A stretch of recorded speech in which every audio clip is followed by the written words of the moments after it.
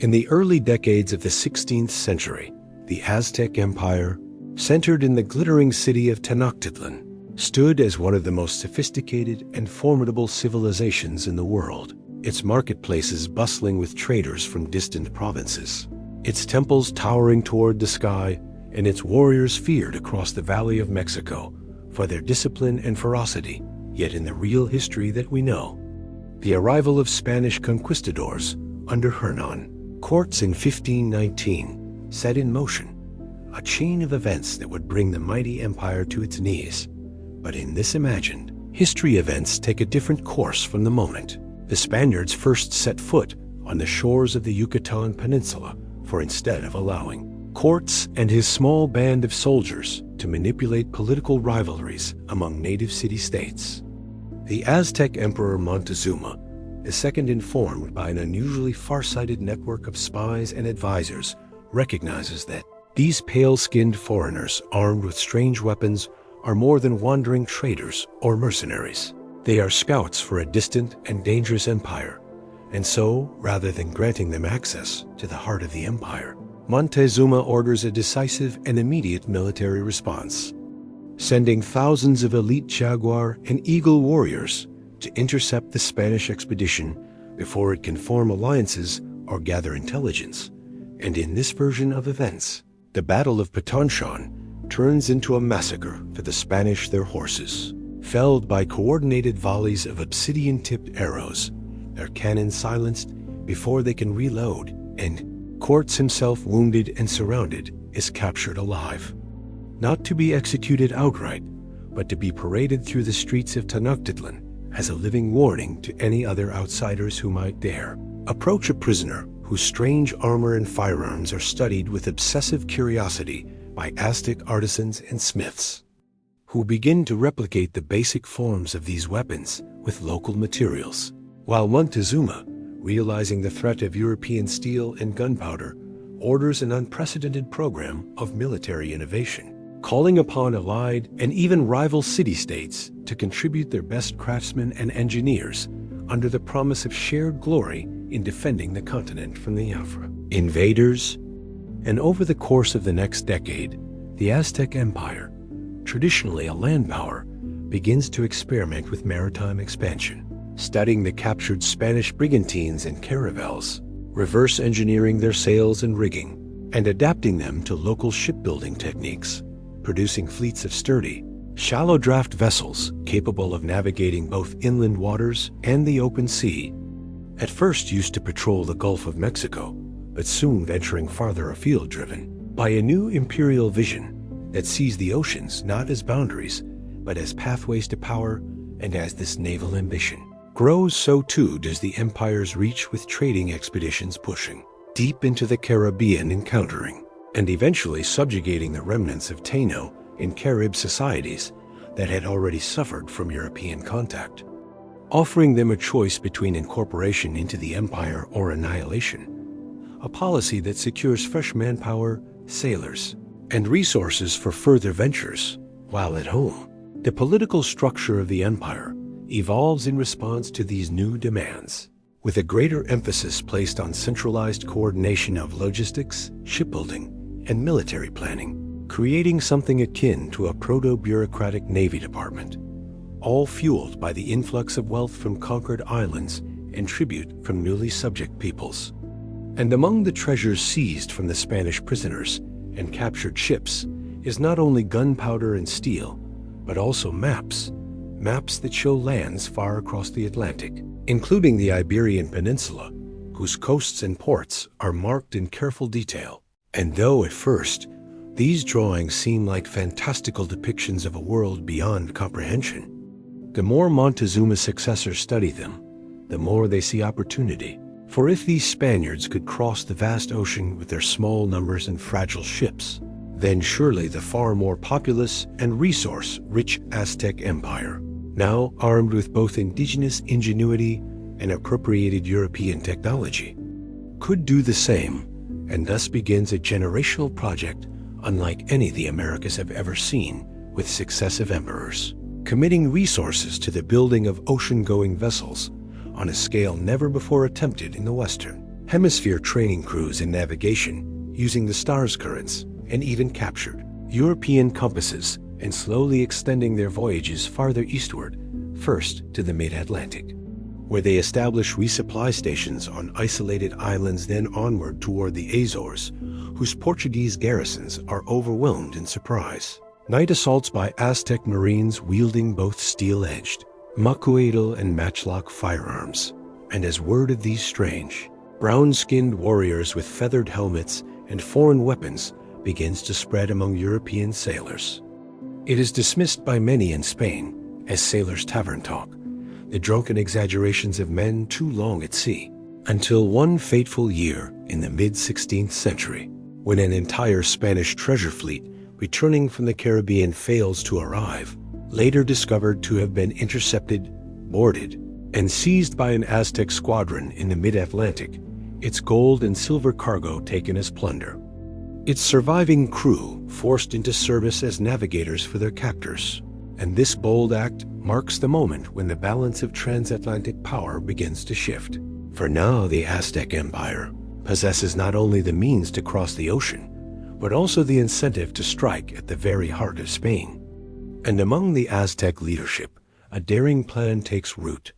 to turn the tide of history and carry the war into Europe itself, to avenge the attempted conquest of their homeland by bringing fire and blood to the land of the invaders. And in the great shipyards of Veracruz and the newly conquered Caribbean islands, work accelerates on an invasion fleet unlike any seen before. Dozens upon dozens of large sailing ships bristling with captured and locally cast cannons, their holds packed with provisions, weapons, and warriors, while priests declare that the gods themselves have sanctioned this holy campaign to humiliate the foreigner's king and bring tribute from across the sea.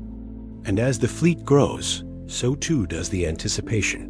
with stories spreading among the warriors of the riches of Spain, of great cities with stone towers, of churches filled with gold, of fields and vineyards ripe for seizure. And though there are voices within the Aztec Council warning of the dangers of fighting in a distant and unknown land, they are drowned out by the drums of war and the intoxicating vision of turning the tables on history itself.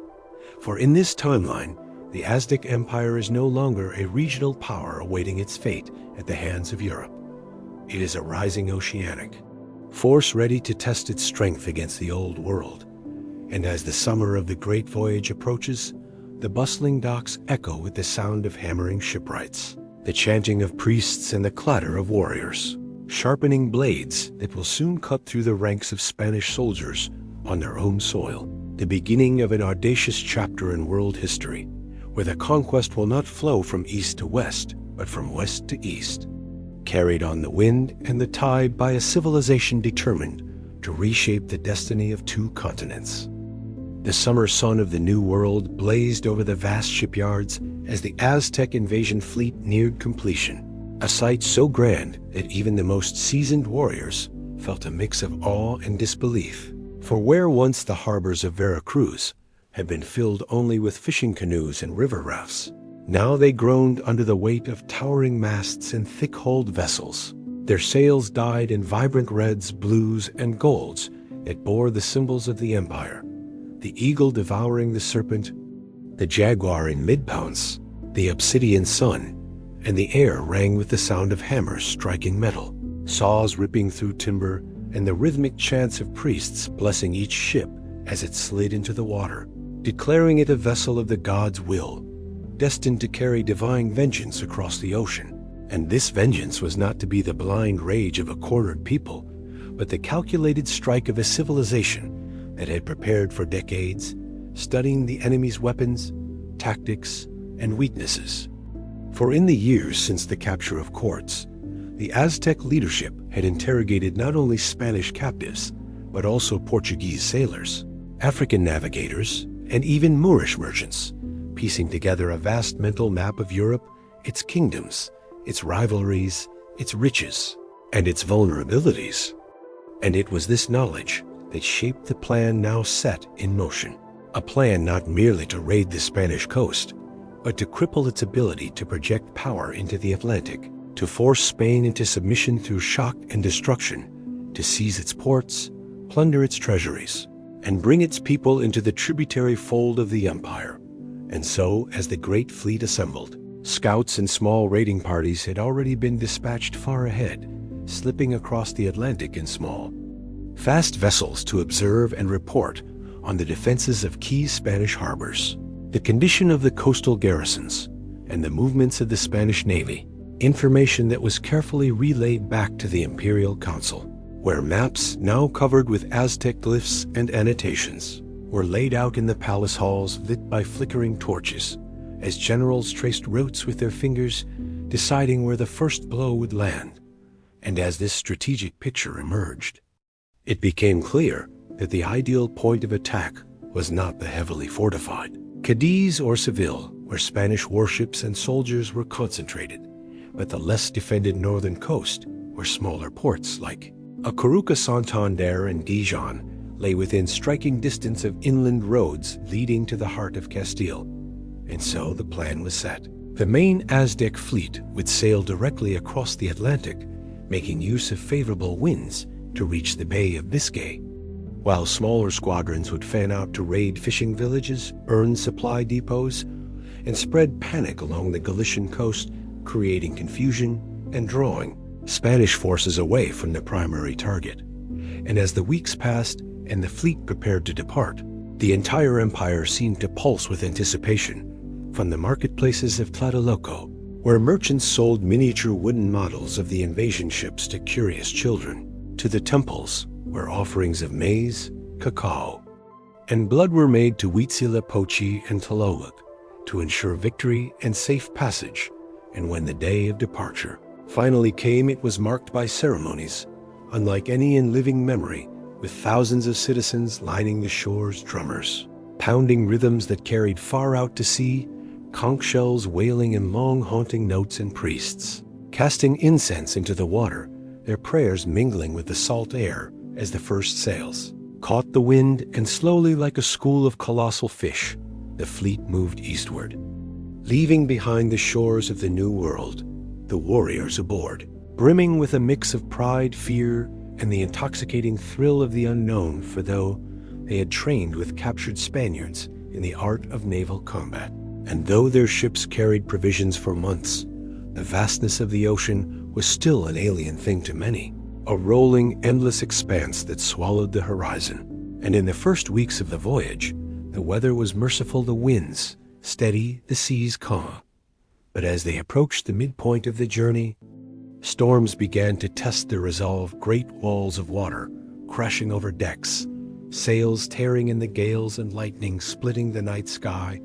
Yet the discipline of the Aztec crews held, their seamanship honed through years of training and smaller expeditions. And when the storms finally broke, they found themselves not scattered, but still in tight formation, a testament to the iron will that drove them onward. And then, one morning, as the sun rose over the churning Atlantic, the lookout on the lead ship cried out, "Land!" a faint green outline on the horizon.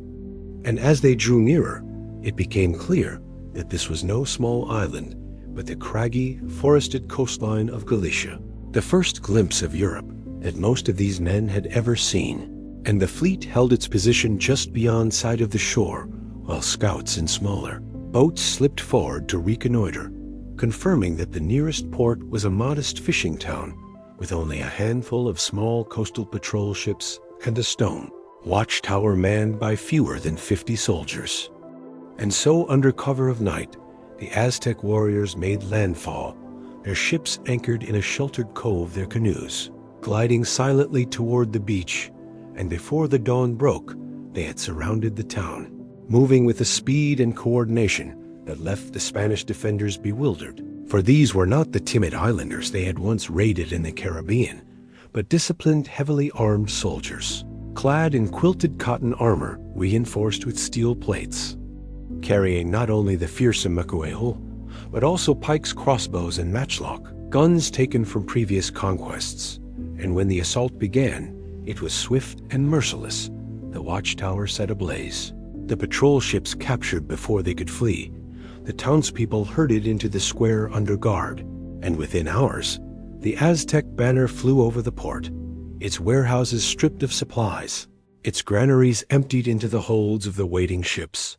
And word of this attack raced along the coast, carried by fleeing fishermen and merchant sailors. But the Spanish authorities were slow to react, their attention still fixed on the south, where they expected any foreign threat to appear. And so for several days, the Aztecs moved almost unopposed along the northern coast, striking port after port, seizing food, powder, and horses, and spreading fear among the coastal villages. And when at last the Spanish crown received word in Madrid of these strange invaders from across the sea, their reports were so filled with descriptions of feathered cloaks, bronze-skinned warriors, and ships with painted sails that many at court dismissed them as exaggerations or fantasies. But King Charles V, no stranger to the cunning and danger of the peoples of the New World, recognized the peril immediately and ordered troops to be dispatched northward, along with whatever ships could be spared from the southern fleet. Yet by the time these reinforcements began to move, the Aztec army had already established a fortified beachhead, complete with wooden palisades and earthworks guarding their anchored ships. And from this stronghold, they began to push inland, their warriors marveling at the rolling green hills, the stone farmhouses, and the strange crops of wheat and grapes that covered the land, all the while clashing with hastily assembled bands of Spanish militia, who, though brave, were unused to fighting an enemy that combined the shock tactics of the New World with the firepower and discipline of Europe. And in these skirmishes, the Aztec commanders tested their strategies, learning how to counter cavalry charges with lines of pikes, how to use muskets and crossbows in volleys to break enemy formations, and how to quickly dismantle stone fortifications with concentrated cannon fire.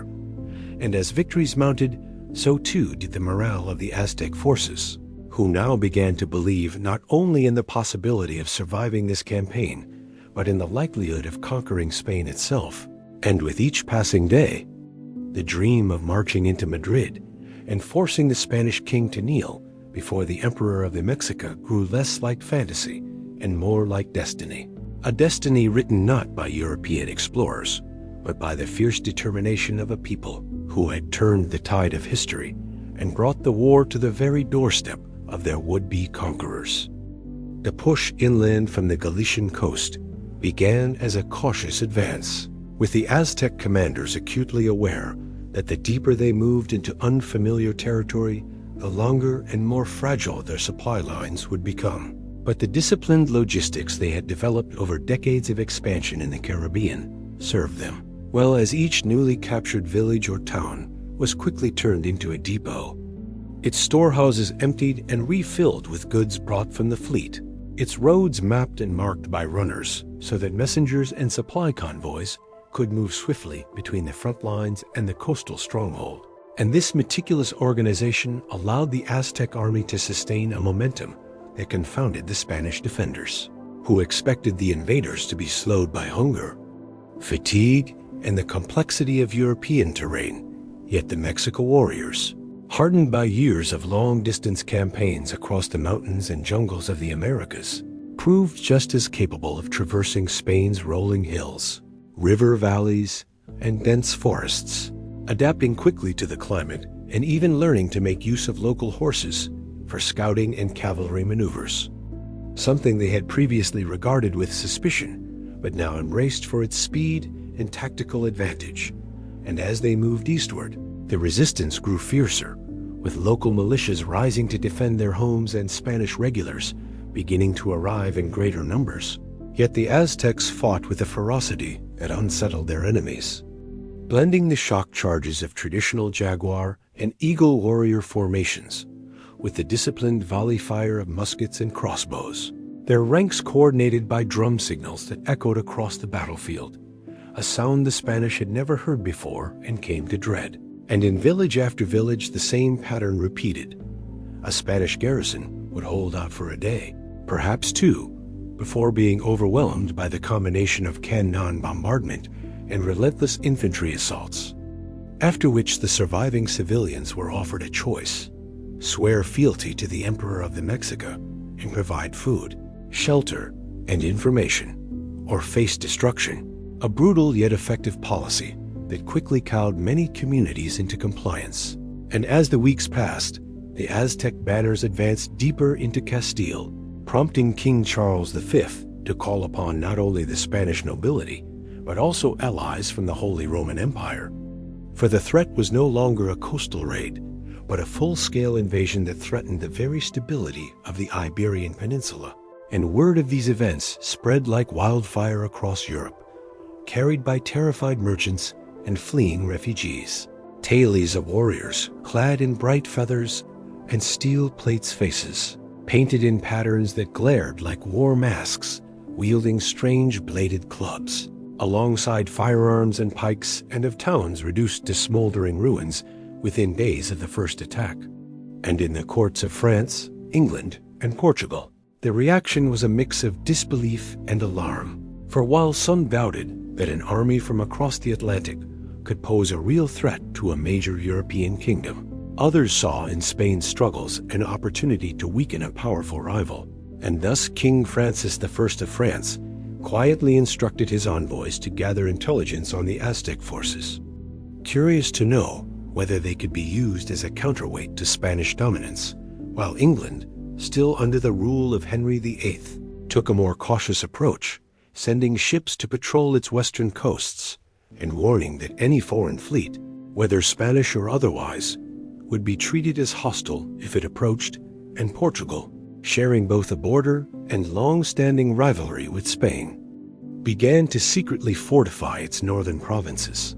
unsure whether the Aztecs might turn their attention south once they had plundered enough Spanish wealth. Yet for the moment, the focus of the Mexican army remained firmly on Madrid, for their leaders believed that capturing the Spanish capital would not only deal a decisive psychological blow, but also cripple the kingdom's ability to coordinate its defenses. And so, as autumn approached, the invasion force split into two main columns, one following the main roads toward Valladolid and then Madrid, the other sweeping farther south to secure control over Leon and Salamanca. Both columns supported by a mobile fleet of supply wagons guarded by warriors who had learned the hard way in earlier campaigns that starving soldiers were defeated soldiers, and these supply lines were further strengthened by the continued dominance of the Aztec navy along the northern coast,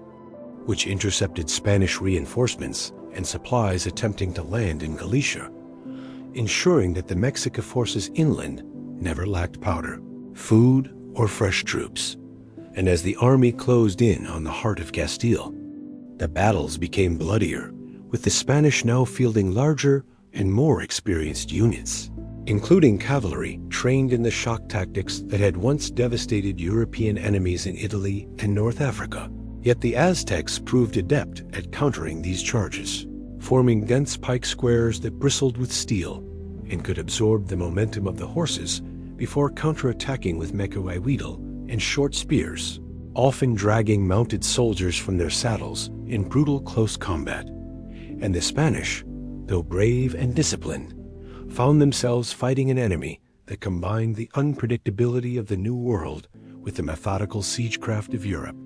For the Mexican commanders had by now mastered the art of surrounding a fortified town, cutting off its water and food, bombarding its walls with cannons, and then storming the breach with a disciplined fury that gave the defenders little chance to recover. And with each victory, the Aztec ranks swelled, as prisoners from the Caribbean and disillusioned locals who had suffered under Spanish taxation joined their cause, lured by promises of plunder and revenge. And though the road to Madrid was littered with the dead, both Spanish and Aztec, the determination of the Mexican never faltered, for they knew that their emperor expected nothing less than total victory.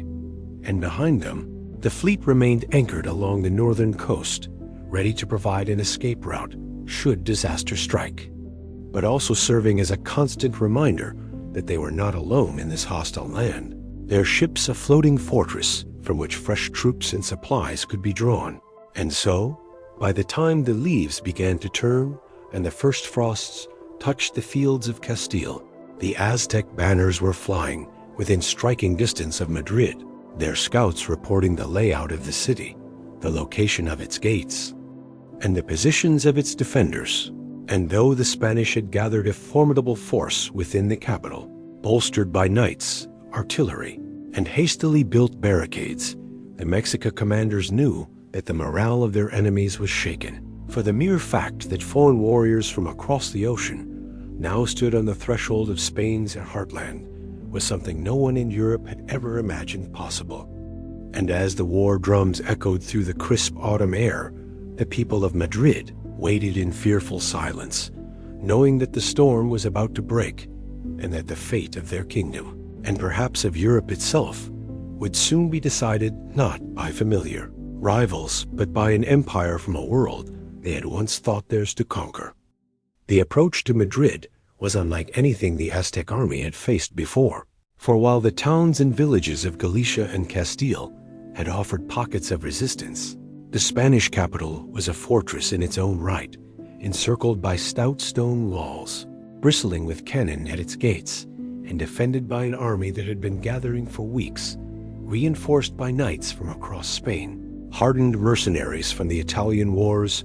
and artillery pieces hauled in from Seville and Toledo, all under the direct command of seasoned generals who understood that the survival of the kingdom hinged on keeping the Mexican invaders from breaching the city as defenses. And yet, despite the formidable sight of the enemy's preparations, the Aztec commanders were undeterred, for they had not come this far to turn back. And so, in the final days before the siege began, they established a massive encampment on the plains to the north of the city. Its orderly rows of tents and palisades, stretching as far as the eye could see, guarded by watchtowers and earthworks to protect against cavalry raids, while within the camp smiths worked day and night to repair weapons fletchers, crafted arrows and bolts, and priests moved among the warriors, offering blessings and sacrifices to ensure divine favor in the battles to come. Their chants and the smell of burning copal wafting over the cold autumn wind, and on the morning, the drums first thundered across the field. The people of Madrid saw a sight that would be etched into memory for generations: the full weight of the Aztec army arrayed before their gates, banners snapping in the wind, cannon being wheeled into position, ranks of jaguar and eagle warriors standing shoulder to shoulder with musketeers and pikemen, a fusion of old world and new world martial traditions, now honed into a singularly lethal force. And the opening salvo came with a roar as the Aztec artillery began pounding the northern gate, their gunners having spent weeks practicing with captured Spanish cannon to perfect their aim, each shot sending plumes of stone and dust into the air, while in return, the city's defenders unleashed their own bombardment, iron balls screaming through the air to crash into the Aztec siege lines, shattering wooden barricades and sending splinters through the ranks. Yet the attackers pressed on, methodically digging trenches closer and closer to the walls, bringing up mantlets and siege towers constructed from the timber of captured villages. And over the next several days, the siege became a grueling war of attrition, with sorties from the city attempting to disrupt the Aztec siege, works only to be driven back by disciplined pike formations and devastating volleys of musket fire. And at night, the plains outside Madrid were lit by the glow of hundreds of campfires, the eerie sound of drums and conch shells drifting toward the walls. A psychological warfare tactic meant to keep the defenders from sleeping, while inside the city food supplies began to dwindle and fear spread among the civilians, who had never imagined that warriors from across the ocean would one day stand at their gates. And even as the siege tightened, news of the invasion reached far beyond Spain, prompting the first serious steps toward a European coalition to counter this unprecedented threat. For France, seeing the possibility of a Spain too weakened to threaten its borders, began to waver between aiding its neighbor against a common enemy or allowing the Mexica to inflict as much damage as possible before stepping in. While England remained aloof, wary of being drawn into a costly continental war,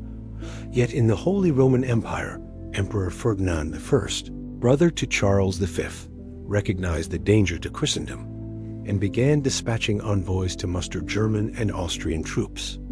reasoning that if the Mexica could conquer Spain, nothing would stop them from sailing farther into the Mediterranean or even toward Italy itself. And Portugal, caught between fear and opportunity, secretly opened negotiations with the Aztecs, offering to trade intelligence and supplies in exchange for guarantees of safety along its coasts. Though whether such a deal would be honored was far from certain, and as winter approached, the siege entered its most brutal phase, with freezing winds sweeping across the plains and snow dusting the ground. Yet the Aztec army, accustomed to the highland cold of the Valley of Mexico, adapted quickly, wrapping themselves in thick woven cloaks and keeping their fires burning through the night, while the defenders inside Madrid shivered in their rationed shelters, their bread and meat running out, disease beginning to spread in the cramped quarters, and morale sinking as rumors circulated of other Spanish cities already fallen to the invaders. And it was in this grim atmosphere that the Aztec commanders made their boldest move yet, ordering a night assault in the dead of winter, when the defenders' watchfulness would be at its lowest. And under the cover of darkness, siege towers rolled forward, ladders were raised, and sappers lit fires at the base of the northern gate, their smoke mingling with the fog to mask the movement of troops. And when the alarm finally rang out from the city walls, it was too late. The first wave of jaguar warriors was already on the parapets, cutting down defenders with macoidal blows that shattered steel helms, while behind them musketeers poured through the breaches, firing point-blank into clusters of Spanish infantry. And within hours, the northern quarter of Madrid was in chaos, streets choked with barricades and the bodies of the fallen, civilians fleeing deeper into the city as the invaders pressed forward. Street by street, their drums echoing off the stone buildings, a sound that seemed to come from another world. And yet the Spanish were not finished, for King Charles himself, defiant despite the danger, rode through the streets rallying his soldiers, ordering the southern gates to be opened so that reinforcements from Toledo could enter. And for 3 days, the battle raged inside the city, a brutal, close-quarters struggle in which neither side gave quarter. Houses and churches turned into fortresses. Artillery dragged into plazas to blast through makeshift barricades, and flames consuming entire blocks as the fight spilled into every neighborhood. And though the Spanish fought with desperation, the relentless pressure of the Aztec advance, combined with their control of the northern walls and their constant resupply from the coast, slowly tipped the balance, until at last, on the 4th day, the defenders were pushed back to the royal palace itself, its great halls echoing with the clash of steel and the cries of the wounded. And it was there, in the shadow of the throne of Spain, that the fate of Madrid was sealed, as the surviving Spanish commanders, realizing that further resistance would only lead to the slaughter of civilians, negotiated a surrender that allowed the king and his family to flee toward Valencia under guard, leaving the capital in the hands of the Mexica, whose banners now hung from the palace windows, their feathers and glyphs fluttering in the cold winter wind. And with Madrid fallen, the Aztec Empire had achieved something no power from the Americas had ever dreamed: the capture of a European capital, a feat that sent shockwaves through every court and port from Lisbon to Constantinople. And even as the victors celebrated with sacrifices and feasts, their leaders knew that the war was far from over, for Spain still had armies in the south, allies abroad, and a navy that, if reorganized, could threaten the Aztec supply lines and beyond Spain. The rest of Europe was now awakening to the realization that the tide of conquest had turned, and that the next battles might decide not only the fate of Spain, but the balance of power across the entire continent. The fall of Madrid sent tremors through Europe, yet for the Mexica High Command, the victory was both a crowning achievement and the opening of a far greater challenge. For holding a city in the heart of Spain was a far different matter than taking it, and from the moment their banners rose over the royal palace, the work of occupation began in earnest. With detachments of jaguar warriors and musketeers patrolling the streets, fortifications being hastily repaired to guard against counterattack, and the newly formed Council of Iberian Tribute, composed of Aztec generals and a handful of Spanish collaborators, establishing the mechanisms by which the capital would be governed, taxes collected, and resources funneled toward the Mexico War effort. But even as order was imposed within the city, resistance flared in the countryside, for scattered bands of Spanish soldiers who had escaped the siege began harassing supply convoys. Local militias sprang up in the mountains of Asturias and the plains of La Manga, and the Catholic Church, its influence still immense, became the nucleus of a growing underground movement that portrayed the Aztec invaders as heathen usurpers who must be driven out at all costs. And these early acts of defiance soon coalesced into a broader war of attrition, one in which the Mexica, despite their formidable battlefield record, found themselves tested in unfamiliar ways. For in Spain, the war was not fought solely in open battle, but in ambush on narrow roads, assassinations of officials, sabotage of granaries, and the whisper of revolt in every tavern and church. And it was against this simmering backdrop that news arrived of a far more ominous development. A coalition of European powers, led by the Holy Roman Empire, France, and several Italian states, had agreed to form a league for the defense of Christendom, pooling ships, soldiers, and gold to launch a campaign to expel the Mexica from Europe. A campaign that would begin not with a direct march on Madrid, which the coalition feared might become another bloody siege, but with an assault on the coastal ports that served as the Aztecs' lifelines to their homeland, and in particular, the port of La Coruca in Galicia, where the Mexica fleet anchored, and from which supplies, reinforcements, and communications flowed across the Atlantic. And so, in the spring following Madrid's capture, while the city was still being fortified and pacified, the League's armada set sail from the Bay of Biscay, its decks crowded with German Landspecs, French arquebusiers, and Neapolitan artillery crews, their banners fluttering in the salt wind. And when word of the fleet's approach reached the Aztec commanders, they acted with speed, dispatching a large force northward under the leadership of Tlacocatl, a veteran of both the conquest of the Caribbean and the campaign in Andalusia, who understood that losing La Coruca would sever the Mexica from their homeland and doom the entire Iberian venture. And the battle that followed was among the most ferocious of the war, as Aztec and Spanish ships, now crewed by a mix of native sailors and European defectors, clashed with the League's galleons in the harbor, cannon fire echoing across the bay, while on land, jaguar and eagle warriors hurled themselves against lines of pike and shot, fighting not only for victory, but for the survival of their foothold in Europe. And though the Mexica managed to hold the port after 3 days of relentless combat, the cost was staggering, with hundreds of their best soldiers dead and many ships burned or sunk, a loss that would haunt their logistics for the rest of the campaign. And as the summer wore on, the League's strategy of strangulation began to take effect, with blockades tightening along the coasts, raiders striking at isolated garrisons, and envoys working tirelessly to peel away potential Aztec allies, even convincing Portugal, once a cautious partner, to turn against the Mexica in exchange for promises of restored colonial holdings in the Americas and in Madrid.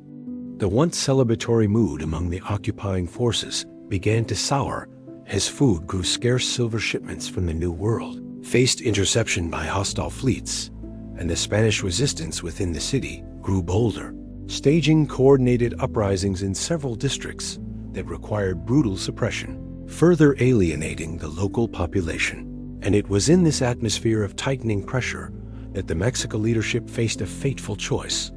to dig in and attempt to hold Spain indefinitely,